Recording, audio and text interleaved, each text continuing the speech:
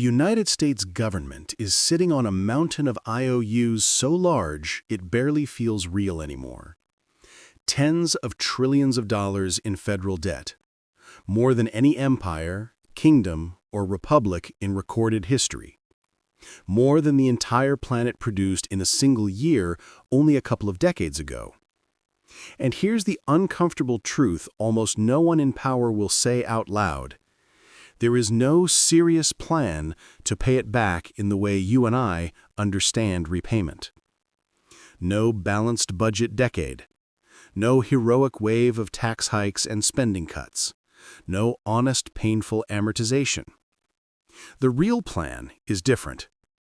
It isn't default. That would be too obvious. It isn't open austerity. That would be too unpopular. It isn't just raising taxes. That would be too slow. The real plan is devaluation, a slow, strategic hollowing out of the currency itself. Not by accident, by design. And in the 21st century version of this story, the tools on the table are not just printing presses and interest rates, but reserve assets, gold, and increasingly, crypto. Because if you control the unit of account, you don't have to pay debt back in full. You can quietly change what full means. You can shrink the weight of the debt, not by touching the numbers on the screen, but by breaking the measuring stick those numbers are written in. That's what a monetary reset really is. An invisible tax on everyone holding the old measuring stick. Before we talk about Bitcoin, executive orders, or any modern digital reserve, we need to strip this down to first principles.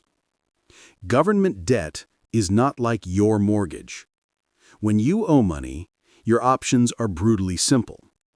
Work more, spend less, sell something you own, or default and deal with the consequences. You don't get to change the definition of the dollars you owe. You don't get to declare that your bank balance is now worth less, so your debt hurts less in real terms. Governments do. A sovereign that controls its own currency has tools no household ever will. It can print the money it owes. It can push inflation higher, making old debts easier to carry. It can revalue its reserves, gold, foreign currencies, sometimes even other assets, and use that accounting shift to declare itself healthier on paper. It can make debt disappear without ever paying it back in full.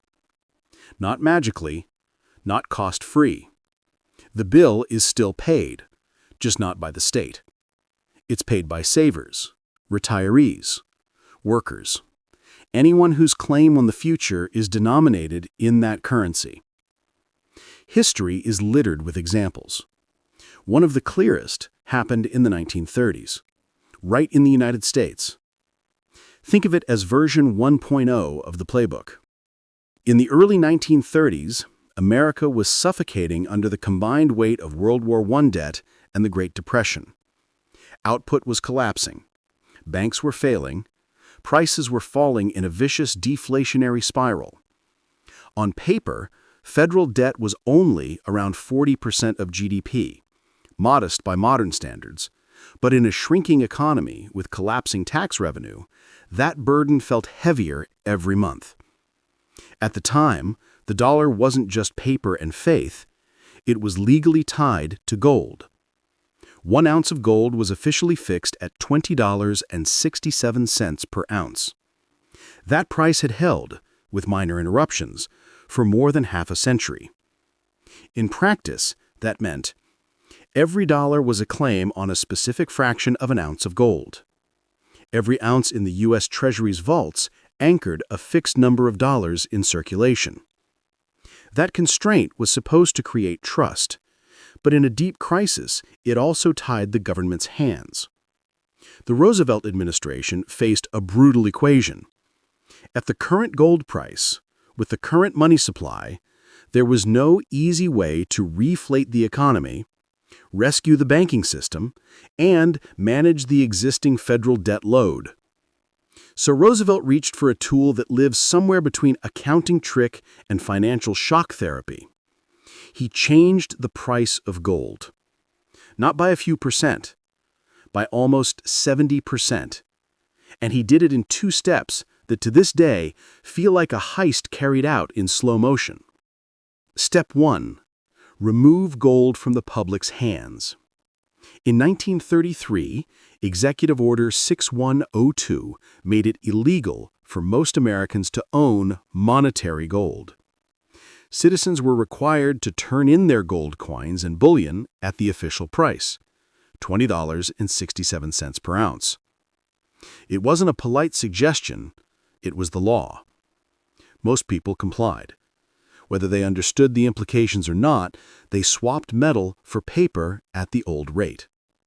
The gold flowed into government vaults.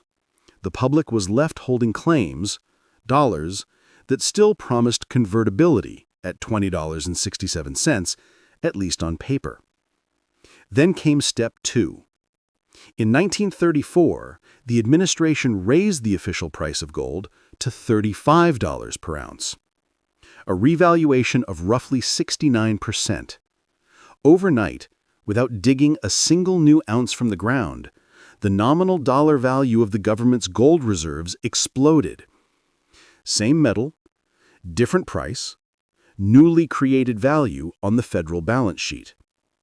If, for example, the Treasury had held around $4 billion worth of gold at the old price, that same pile was suddenly worth close to $7 billion at the new official rate.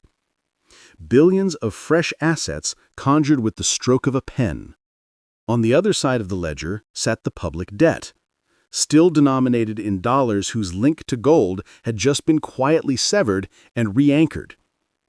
In the years that followed, inflation picked up, the economy reflated, nominal GDP rose, and the debt, while unchanged in nominal terms, shrank significantly relative to the size of the economy. Measured against gold, measured against real goods, the burden had been diluted. Debt that had once equaled roughly 40% of GDP shrank toward 25% over the span of a few years. The state had lightened its load without repaying in the way a household would recognize. Who paid? The answer is brutally simple. Americans who turned in their gold at $20.67 and watched it revalued to $35 on the government's books. Savers who held cash as prices and wages slowly adjusted upward. Anyone whose claims were fixed in nominal dollars while the dollar itself drifted downward in real terms. Their purchasing power was the raw material used to repair the federal balance sheet. Their loss was the government's gain. It wasn't called theft. It was called policy. It was wrapped in the language of recovery and stabilization.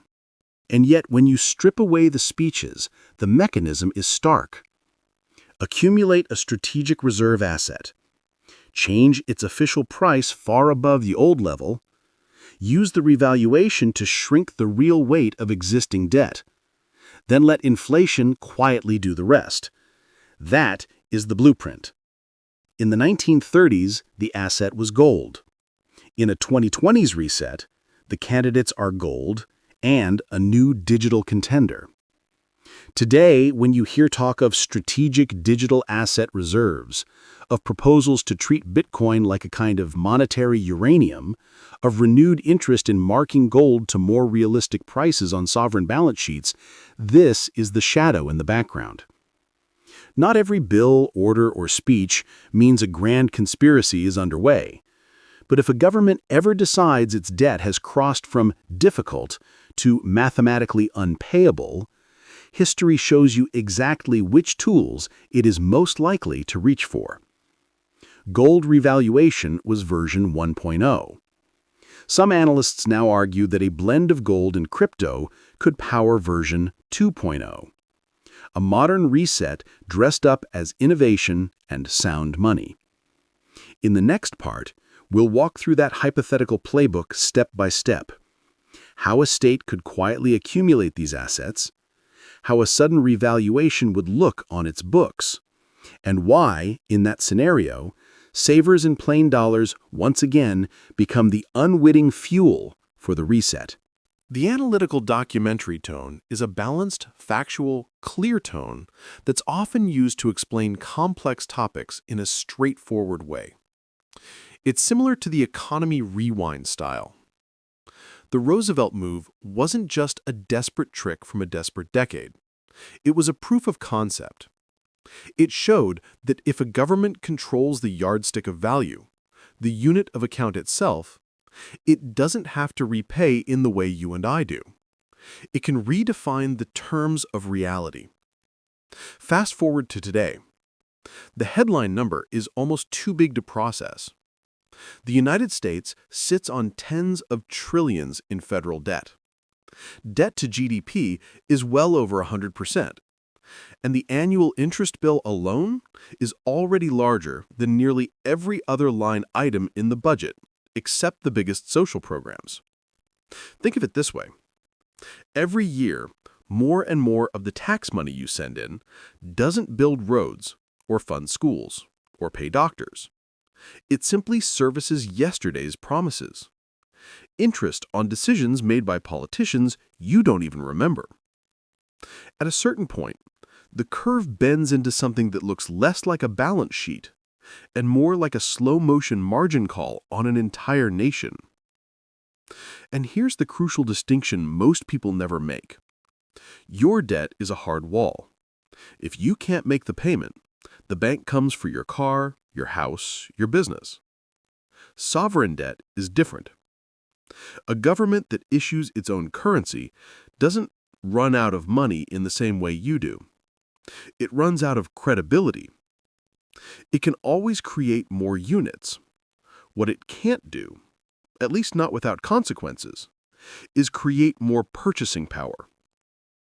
So when the numbers become impossible, when tax hikes are politically suicidal, when spending cuts would trigger unrest, when growth can't outrun the compounding interest, there is one tool left on the table.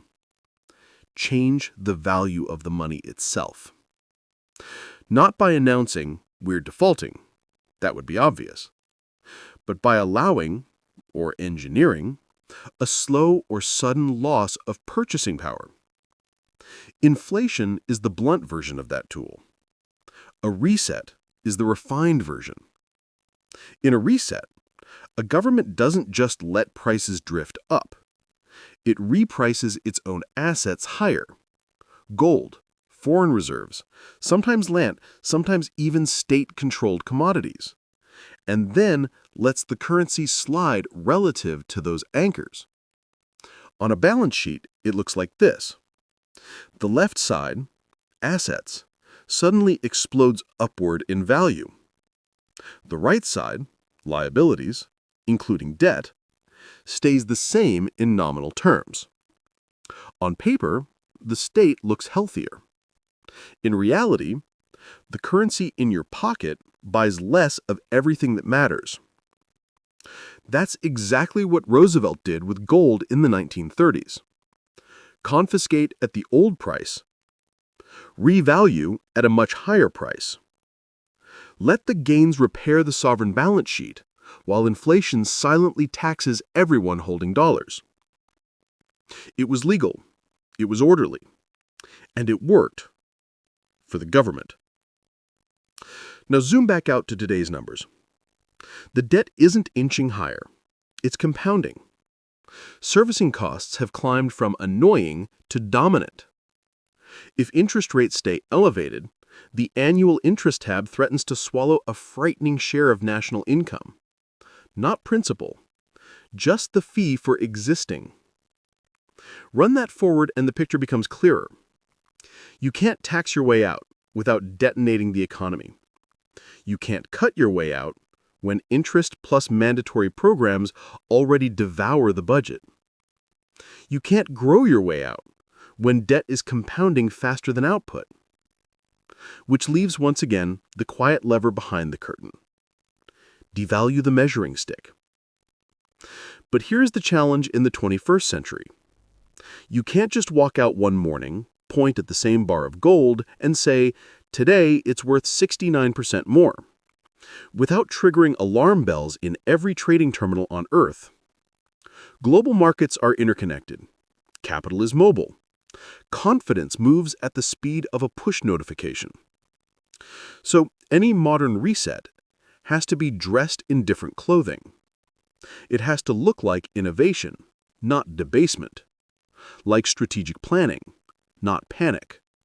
Like a bold step into the future, not a repeat of the past. Enter the new characters in this story.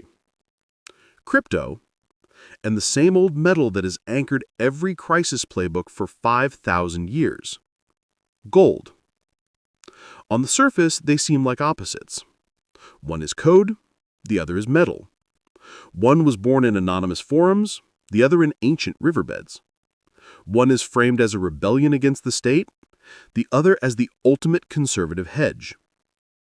But from the perspective of a government staring at an unpayable pile of debt, they have one crucial similarity.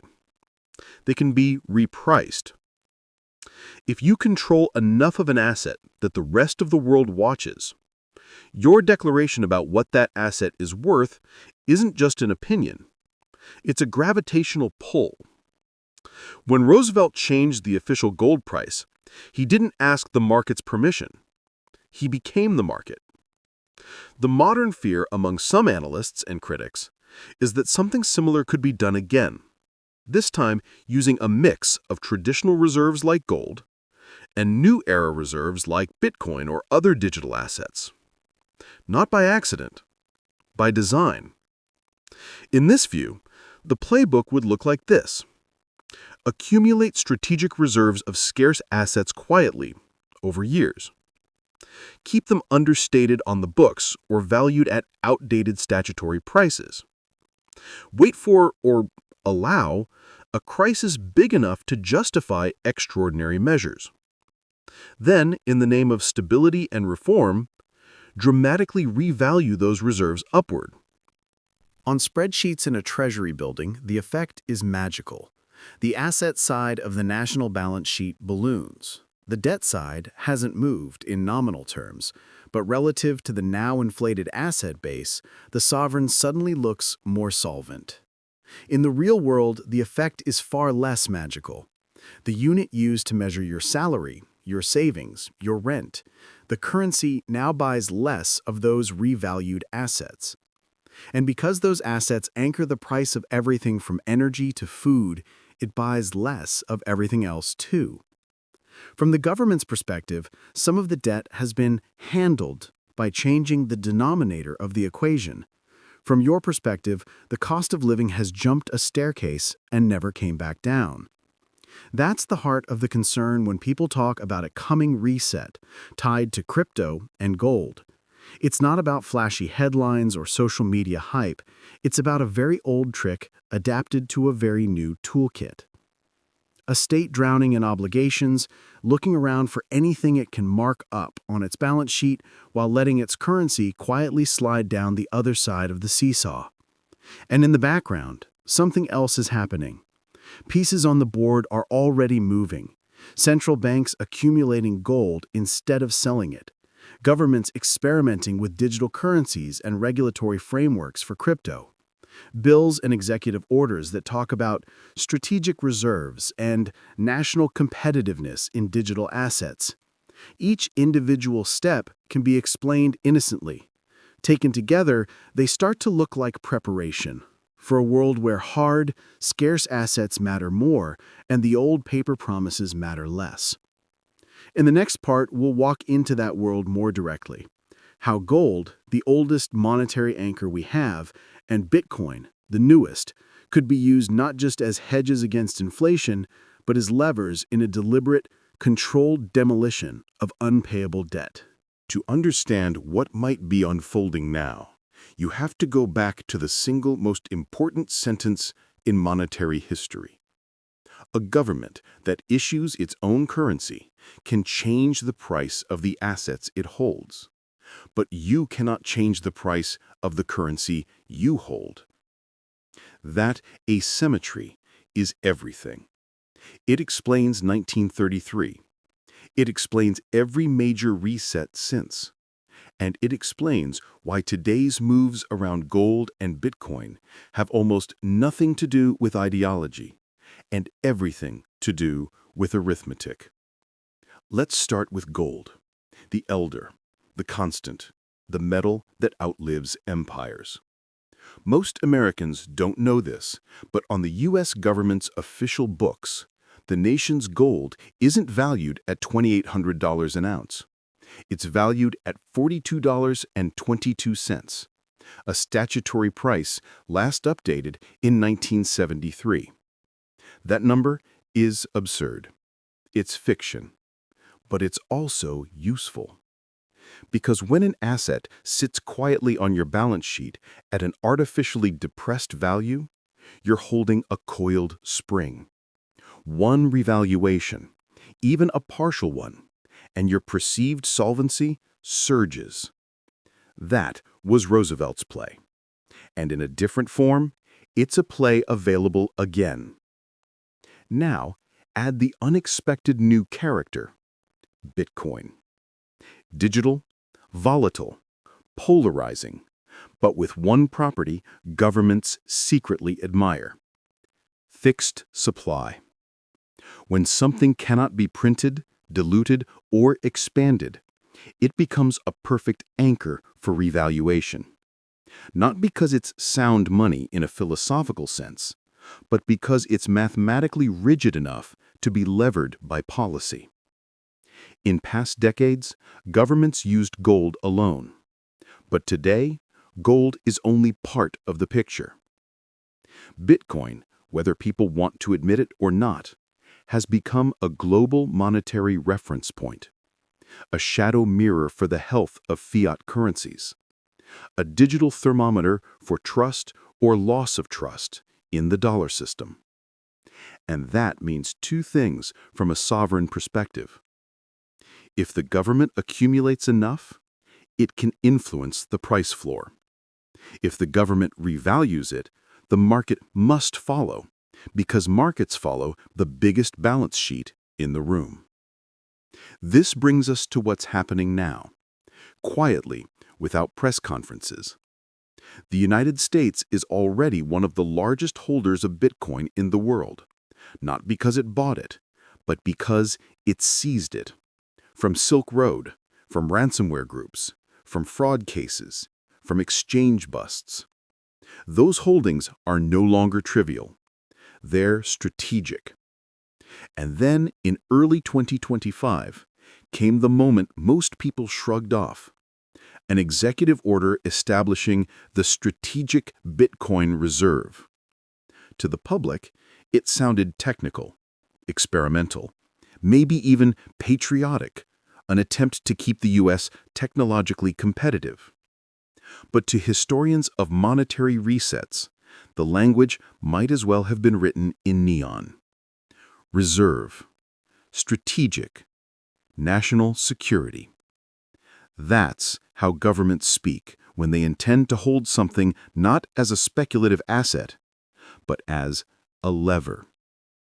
Once you see the pattern, the rest aligns naturally.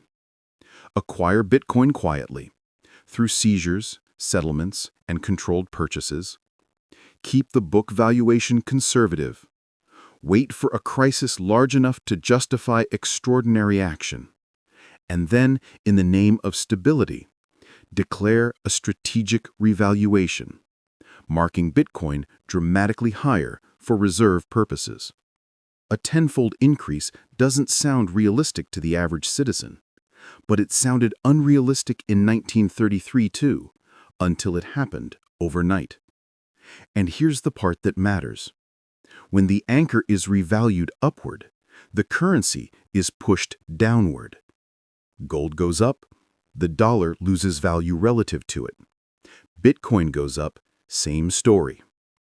Two anchors revalued at once, the dollar takes the stairway down at historic speed. But if you're the government, that's not a bug. It's the mechanism. Because every dollar of debt you owe is suddenly easier to carry. 10 trillion becomes the real equivalent of 4. $37 trillion becomes the real equivalent of 12. The math works again. Not because the debt changed, but because the denominator changed. This is why governments throughout history have gravitated to hard assets when they're cornered. Not to return to prudence, but to have something they can reprice while the public thinks they're being responsible. And while the world is watching Bitcoin and gold as investments, the government sees something entirely different. Pressure valves, reset levers, balance sheet weapons. The sequence, if it unfolds as some analysts fear, looks like this. Debt becomes visibly unmanageable. Political gridlock makes reform impossible. A crisis, fiscal, geopolitical, or market-driven, creates urgency. The government reveals a large reserve position in scarce assets. It revalues those assets upward to stabilize the system. Debt ratios improve instantly. The currency weakens sharply. Savers lose purchasing power while the sovereign balance sheet recovers. You might think this sounds too drastic to be real, too bold to be attempted in a modern, interconnected world. But governments under pressure behave the same way, whether they're wearing powdered wigs or modern suits. They reach for the same tools, disguised under new names.